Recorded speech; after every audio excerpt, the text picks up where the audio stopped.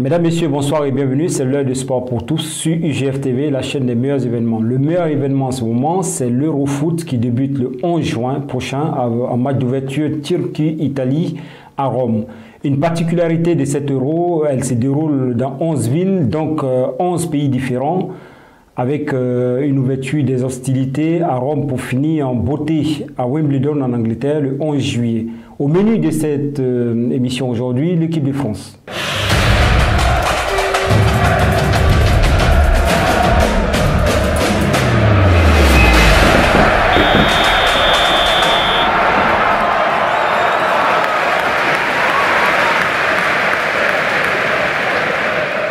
Avec mes consultants, nous allons essayer d'apporter notre analyse concernant cette équipe de France qui fait tant envie actuellement. C'est vrai qu'elle est championne du monde en titre et elle part à la conquête de l'Euro avec cet Euro 2020 qui se profile, qui commence exactement le 11 juin avec un premier match Italie-Turquie qui se passera du côté de Rome. Et après, dans la foulée, la France rentre en scène face à l'Allemagne, son rival éternel. France-Allemagne, on sait tous comment ça se termine, c'est toujours compliqué. Donc voilà, avec mes consultants qui sont là, avec leur œil très avisé, j'ai hâte d'entendre le premier mot que vous avez envie d'apporter sur cet éclaircissement. Karim, bonsoir, ça va? Bonsoir Hassan, ça va et vous? Voilà, ça va, on se tutoie tranquillement, c'est amis sportifs, tranquillement quoi. Donc une petite présentation, Karim. Bah voilà, donc bonsoir à tous, donc je me représente, merci de m'avoir invité pour cette deuxième émission avec vous. Donc moi j'ai été footballeur jusqu'à moins de 15 ans, j'ai joué donc particulièrement au FCO et donc moi j'ai suivi beaucoup donc l'époque de l'OM dans les années 93, donc de la seule Ligue des Champions française remportée par ce club et c'était mes âges, donc avec Jean-Pierre Papin et toute la clique. Et puis donc voilà, puis bon, je voulais faire une dédicace à Monsieur Mokemo Aimé, qui a été mon entraîneur depuis petit et que j'embrasse très fort. Voilà, merci. Juste à côté, Monsieur Aziz Kemichi. Oui. Bonsoir et bienvenue. Bonsoir. Merci d'avoir accepté cette invitation pour, c'est avec plaisir. Voilà, pour nous étayer un petit peu, nous apporter ton expertise concernant cette équipe de France. Bon, je vais juste souligner ce qu'a dit Karim. Oui. Parce que voilà, je me devais de rectifier. Il a parlé de 93 et la fameuse Coupe d'Europe de 93 de l'OM, mais Papin ne faisait plus partie de. Il était parti au Milan. Il ne faisait plus partie de l'OM. Il a fait la première finale, la première finale perdue. Voilà, c'est ça. Mais en fait, je disais ça parce que c'était mon idole, Jean-Pierre Papin. Non, mais de toute façon, ça n'enlève rien. Je veux dire, à l'épopée de Papin, à Marseille, on sait ce qu'il a fait. Tu supportais Marseille, toi? Oui, toujours. En France. Oui, pour parler un petit peu d'équipe de France, moi je soulèverais déjà le premier point, c'est que sur le papier, je pense qu'on a la meilleure équipe au monde. Et franchement, c'est sans chauvinisme, c'est sans le meilleur potentiel. Quand on regarde l'équipe de France, on peut s'apercevoir qu'au niveau technicité, on a tout ce qu'il faut. Au niveau physique, je veux dire au niveau athlétique, on est là, on est présent. C'est que moi, personnellement, même si j'ai des origines et même si on peut dire, je suis pro Benzema, non, c'est pas le cas. C'est que je pense comme beaucoup de gens comme moi. Donc au niveau attaque, rien à redire. Ne serait-ce que j'espère qu'ils vont bien s'entendre. Et s'ils s'entendent bien, pour moi, il fait nul doute qu'ils vont marquer beaucoup de buts. Mais vu le match qu'il y a eu hier, c'était. Oui, mais en même temps, non, en même temps, on ne peut pas juger sur un match amical comme ça. Je pense que les joueurs ont besoin de prendre leur marque. Bon, il y a un nouveau venu qui est Karim Benzema. Donc voilà, avant il y avait Olivier Giroud. Donc c'est une autre manière de jouer maintenant. On sait que Giroud c'était plutôt un attaquant, un point fixateur de l'attaque, où on s'appuyait sur lui en tant que pivot. C'était un gars qui remisait beaucoup les ballons. Il était grand, il était athlétique, de la tête, tout ça. Maintenant, c'est une autre façon de jouer. Mais si on fait une analyse du match qui s'est passé hier... Du Pays de Galles. Pays de Galles, France, je pense qu'il y a eu une cohérence... oui, tout à fait. Moi, je ne suis pas du tout inquiet de ce que j'ai vu. Bon, après, il y en a... Comment tu vois les choses? Les trois magiciens qui sont devant, je crois qu'au vu du match d'hier, il y a eu un élément de réponse à à ce que tout le monde se posait comme question, je pense. Oui, je pense qu'ils se sont bien coordonnés ensemble, ils ne se sont pas gênés. Bon, comme il disait Aziz tout à l'heure, sur un sujet, ils se sont fait un peu de politesse, mais je pense que ils se sont bien trouvés. Et puis que Benzema, pour moi, a fait aussi une très belle entrée. Très belle rentrée. Il s'est procuré quand même 4-5 occasions, même s'il a loupé son penalty. Et donc Griezmann et Mbappé aussi ont été à la hauteur. J'ai trouvé chacun a joué sa partition. Voilà, en fait. Surtout Griezmann qui est bien redescendu aussi pour aider le milieu. Benzema aussi sait très bien faire ça. On l'a vu qu'il a pu le faire aussi. Moins que Griezmann, mais on a vu qu'il l'a fait quand même meilleur aussi. Il y a eu une bonne permutation comme ils font actuellement comme lui fait actuellement Real Madrid. Je pense que les trois ont été très en réussite et comme ça promet de belles choses en perspective. Donc après, pour moi, l'attaque m'a bien plu. Ok, mais quand on regarde la sélection de cette équipe-là, la composition, je crois que c'est la sélection la moins disputée quand même. Pour une fois, la France du foot a été un petit peu d'accord avec la sélection de Didier Deschamps, parce qu'on a connu des sélections où il y avait beaucoup de jasement avant les compétitions, même ce qui faisait que par moment ça pesait vraiment sur les joueurs qui étaient sélectionnés, qui jouaient sur la performance aussi des joueurs. Moi, je vais donner l'équipe que j'ai vue hier et des équipes, enfin des compositions d'équipes qui ont précédé. Moi, franchement, je pense qu'il y avait des résultats. On a eu des résultats avec les précédentes équipes. Mais j'étais un petit peu frustré à la qualité, au qualitatif, c'est-à-dire le jeu déployé. Je pense qu'à un moment donné, après c'est subjectif, donc je pense que Didier Deschamps, c'est quelqu'un qui aime avoir des équipes solides, costauds, athlétiques, présents dans les duels et tout ça. Et peut-être que pour moi, ce qui manquait un petit peu dans cette équipe, c'est cette technicité qui manquait. Et ça, franchement, je pense qu'aujourd'hui, avec cette valeur qui est... et puis, je veux dire, il n'y a pas que Karim. Griezmann, c'est un excellent technicien. Mbappé, quoi qu'on en dise. Donc, je veux dire, avec cette technicité, en attaque, on va déstabiliser beaucoup de défense, je pense. Aziz, est-ce que tu crois que le fait de jouer un football chatoyant est source de garantie de résultat final? Parce qu'on voit le Brésil qui a la peine, le Brésil qui joue le football champagne, n'y arrive plus depuis des années. Je crois que le dernier titre du Brésil date de 2002, je pense. Oui, je suis tout à fait d'accord avec vous, mais si on regarde bien et on fait une analyse un petit peu de l'équipe de France, quand je parle de technicité, il n'y a pas uniquement la technicité. Après, on sait très bien que Griezmann, il a appris ça à l'Atlético. Je pense que c'est Diego Simeone qui l'a inculqué d'aider, comment défendre. Parce que on sait que l'Atlético, c'est quelqu'un qui dézone beaucoup, c'est quelqu'un qui travaille pour l'attaque et pour défensivement. Par exemple, Messi est porté surtout par l'attaque. Donc non, je pense que Benzema aussi, c'est quelqu'un qui va user, qui n'a pas peur de faire des efforts pour défendre. Parce qu'au Real de Madrid, on le voit, il marque des buts, mais il s'est mis au service de... Mais je pense que, je pense que cette équipe est équilibrée. Elle est équilibrée, bien que, devant, on a des techniciens. Bien sûr, on a besoin de gars comme N'Golo Kanté, qui va récupérer beaucoup de ballons, et on sait, le travail qu'il fait au milieu du terrain, dans la récupération du ballon. Et même, on l'a vu à Chelsea en finale, comment il récupérait les ballons et comment il approvisionnait aussi les attaquants. On a un milieu de terrain qui non seulement est capable de défendre très très bien, et qui est aussi capable d'attaquer très très bien. Donc je pense que moi, j'ai aucun souci au niveau de l'attaque et la défense, au niveau de l'attaque et du milieu. Je sais que il va y avoir une bonne cohésion. Ça peut être des futurs titulaires, c'est des potentiels. Mais que la concurrence soit saine, ça Mais justement, c'est ce qui va faire que je pense que de toute façon, notre force aussi, ça va être la profondeur de banc. C'est-à-dire que même si on a un joueur de qualité qui sort, sur le banc, quelqu'un qui va être capable de... On a Kingsley Coman en attaque. Qui va être de qualité. Dembélé qui est là pour remplacer. En milieu de terrain, on a Tolisso qui a fait une bonne partition hier. Exact. Karim. Exact. Contre le Pays de Galles. Donc je pense que l'équipe elle est quand même complète. Mais moi, ce qui me chagrine un petit peu, dans ce que tu viens de dire, Aziz, Oui. c'est que j'ai l'impression qu'on a envie de jouer le football des autres et pas le football de la France. L'identité française que Didier Deschamps a mis en place depuis un bon petit moment, qui a porté ses fruits, qui nous a donné des résultats. Oui, mais notamment un système un peu plus défensif qui permettait aux attaquants une certaine liberté, mais il y avait moins de buts, mais les compétitions sont allées au bout.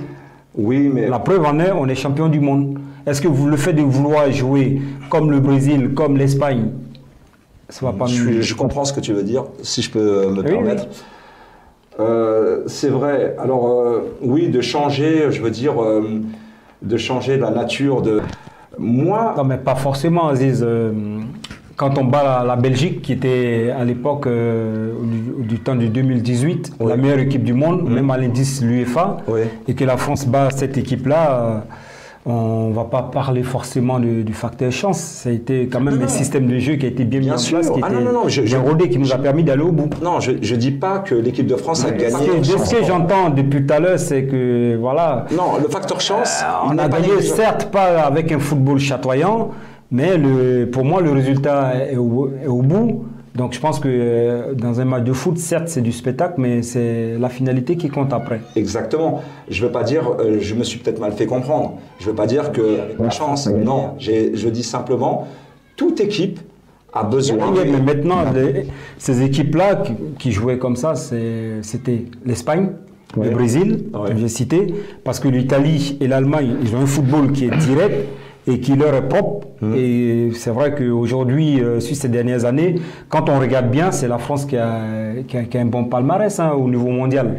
En même pas 20 ans, il y a quand même 2 Coupes du Monde et aussi au moins 2 finales de Coupe du Monde, c'est pas rien.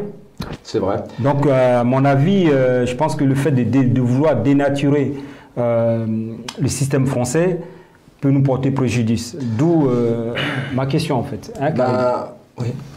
Bah, moi je dirais que oui, c'est vrai qu'on a de très beaux talents de toute façon en France. C'est comme on disait dans l'émission précédente la semaine dernière, on parlait des jeunes de quartier, tout ça, donc qui n'ont pas pu être sélectionnés dans les... Comment dire, dans les 26 là de Didier Deschamps. Dans les écoles de foot françaises, tout ça et tout. Mais quand tu regardes dans les jeunes de quartier ou dans les quartiers, où tu as des très très bons footballeurs en France. Après, faut voir si je sais pas comment dire ça, mais je sais pas si la mayonnaise va prendre avec un matière de jeu qui est mis en place avec. C'est comme bon, t'as beaucoup de binationaux qui jouent. Je sais pas si on dit comme ça, de binationaux qui jouent avec l'équipe par exemple algérienne ou avec l'équipe marocaine ou avec les équipes africaines, qui eux ont choisi leur pays d'origine, mais qui ont été entraînés depuis jeunes en France. Okay. Moi, pour moi, si je peux m'exprimer de cette façon, c'est que on a peur. On a toujours peur du renouveau ou du nouveau, de changer notre façon de faire. Mais il faut savoir que dans le football, en fonction du match qui se déroule, l'entraîneur lui-même, moi, si on me dit demain l'équipe de France, elle a changé sa façon de jouer et qu'elle est plus dans la... Moi, en soi, ça ne me dérange pas.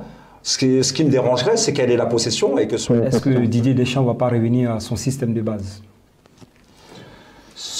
Bien sûr, c'est possible. Ça, c'est la conception d'un avisé. On gagne en 1998 sans un trio magique. On gagne en 2018 sans un trio magique. Donc la France est partie sur ses forces. D'accord? Et là, de tout ce que j'entends là, tout le monde est enthousiasmé, le fait d'avoir Benzema qui est le facteur X en plus, alors dans un passé très récent, en 2002, on est parti à la Coupe du Monde en étant champion du monde en titre et champion d'Europe en même temps. On est parti avec une équipe aussi costaud, David Trezeguet, meilleur buteur du championnat d'Italie, de calcio, Djibril Cissé, meilleur buteur du championnat de France, Thierry Henry, meilleur buteur du championnat d'Angleterre. Pour autant, on est sorti au premier tour sans avoir... c'est ça? Oui, non, pas Naïsta, c'était en Corée. Ah, en Corée, oui, en Corée en 2002. Sorti par le Sénégal sans avoir marqué au moins un but. Bien sûr. Donc, d'où ma crainte et que j'insiste sur le système qui emballe tout le monde actuellement. Mais excusez-moi, mais je ne suis pas sûr qu'il n'y ait pas d'autres facteurs. Pour moi, on va parler de cette période qui était pas... Mais est-ce que c'était simplement le fait que, c'était la façon dont on a joué? Non. Moi, je ne parle pas forcément de la façon. Moi, je parle plutôt des attaquants qui sont... C'est vrai qu'on veut proposer un football chatoyant en mettant beaucoup d'attaquants, miser sur l'offensif. Mais ça ne réussit pas forcément à la France, c'est ce que je veux dire. Qu'en 2002, on part avec tous les tueurs d'Europe. D'accord? Thierry Henry, David Trezeguet, Djibril Cissé, que des meilleurs. Et Zidane qui était au sommet de son art. C'est vrai qu'il est en match amical, Zidane a été blessé aussi, il est parti un peu handicapé.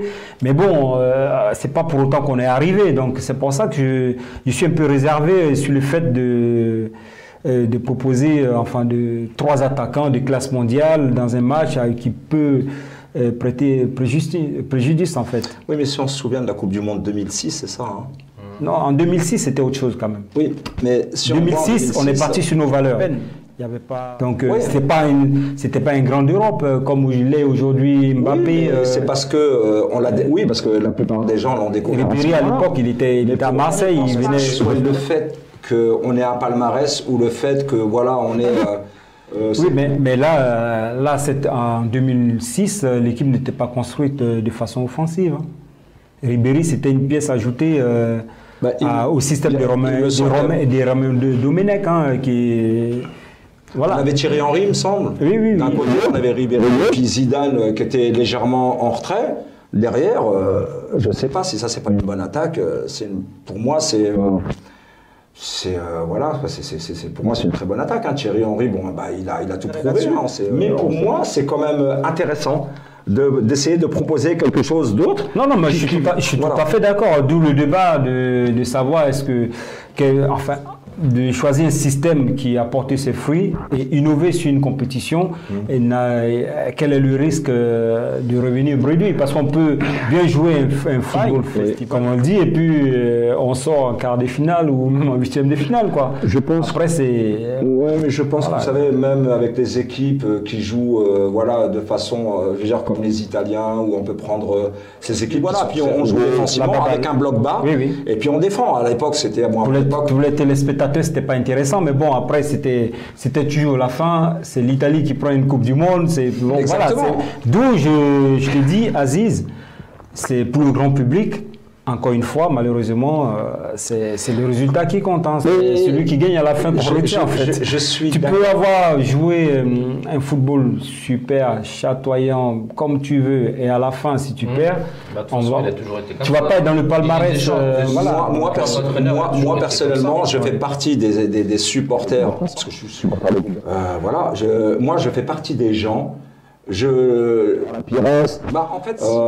pense qu'ils ont pas eu peur, l'équipe de France. Ils ont joué crânement avec un système défensif, un bloc bas en les attendant, peut-être en jouant en contre-attaque. Moi, je me souviens d'une équipe de France. C'était seulement ce que j'ai dit depuis le départ au cours de cette émission. Hein. Avoir une ligne directrice, hein, ne pas vouloir imposer à l'adversaire notre jeu. Il joue à la baballe, comme tu l'as dit, le style Barça, mais un jeu direct qui est très efficace. C'est vrai, c'est moins spectaculaire, mais à la fin, gagne, quoi. Oui, il y a des jeux directs qui sont très beaux à voir. Hein. Le jeu du Real Madrid, c'est un jeu direct, mais j'aime bien. Bien que je sois un pro Barça, que lorsqu'ils récupèrent la balle, ils vont très vite vers l'avant, ils se projettent très rapidement, et il y a danger tout de suite.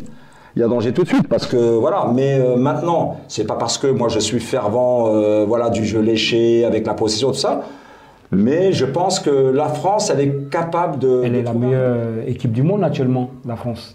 C'est la championne du monde en titre. C'est la championne du monde en titre. Elle est la meilleure. C'est la meilleure équipe. Elle a la meilleure attaque en Europe et même voire dans le monde. Dans le monde, je pense même. Dans le monde. On a Mbappé qui se passera d'un attaquant axial et qui mettra plutôt Giroud en se disant ils sont très physiques, je vais mettre un grand gabarit dans l'axe devant qui lui va remiser de la tête. Et en fait. Donc Didier Deschamps, en gros, a toutes les cartes en main pour gagner cette Euro. Voilà, oui. Oui, sans aucun doute.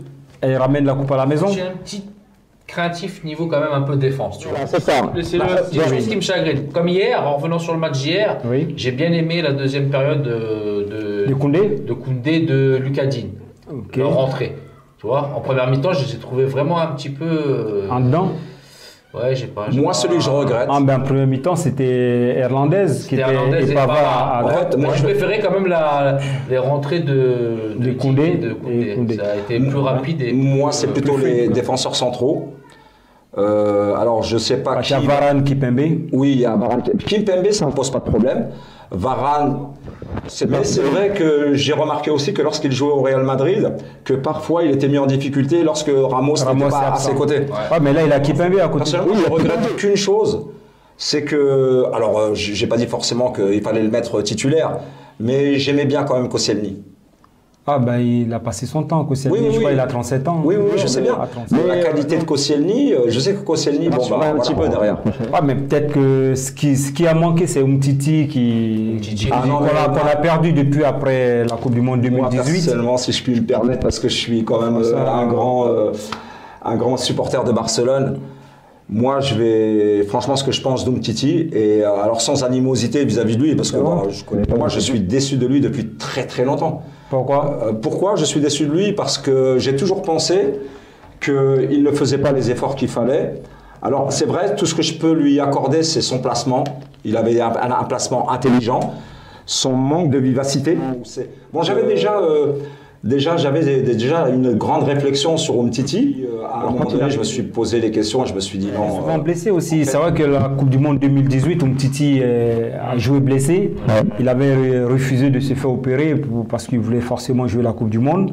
Et là, il a payé depuis 4 ans. Il le paye. Là. Barcelone, c'est une équipe qui joue avec la possession, qui joue très haut et qui joue défensivement. Les défenseurs jouent très haut. C'est-à-dire que quand Barcelone attaque, on voit les défenseurs qui sont au niveau de la ligne médiane. Moi, le problème qui se posait avec Umtiti, c'est que, n'étant pas très rapide, un minimum rapide quand même. Ben, on a ce qu'il faut en équipe de France. Le petit Jules Koundé, il est défenseur central et très rapide. Hier, il a joué sur le côté. Sur le deuxième but de Dembélé, avec la déviation de Karim Benzema, ben c'est lui qui envoie le titre, le centre. Hein. Exactement. Mais là, est-ce vos derniers mots, Aziz, Karim? Mais du monde, on a eu quand même de la chance. Mais le contenu, voilà, je lui dis, ça leur a permis d'emmagasiner de l'expérience pour aller en Russie et nous ramener cette Coupe du Monde 2018, dont on est encore champion du monde. Donc voilà. Et vous voyez qui avec la France en finale, puisque vous... Moi, personnellement, bien sûr, il y a des équipes que je mettrai en avant. Après, bien sûr, il n'y a rien de sûr, mais c'est un avis. Il faudra faire attention à la Belgique. C'est une équipe, je pense, qui sera aussi... qui fera partie des d'Allemagne, l'équipe de Belgique. Vous enterrez le Portugal qui est non, pas du tout. Par contre, après, ces équipes-là, comme le Portugal, on sait très bien, ce sont des équipes qui sont toujours difficiles à jouer. Hein. C'est des équipes à ne pas sous-estimer. Ok, merci messieurs. Merci à toi. En tout cas, merci Karim. En tout cas, le débat, je pense que ça a été très enrichissant. Voilà, donc pour la continuité du programme sur UGF TV, je vous prie de rester dessus et de continuer à nous suivre à travers nos différents canaux. UGF TV au cœur de l'actualité de la métropole.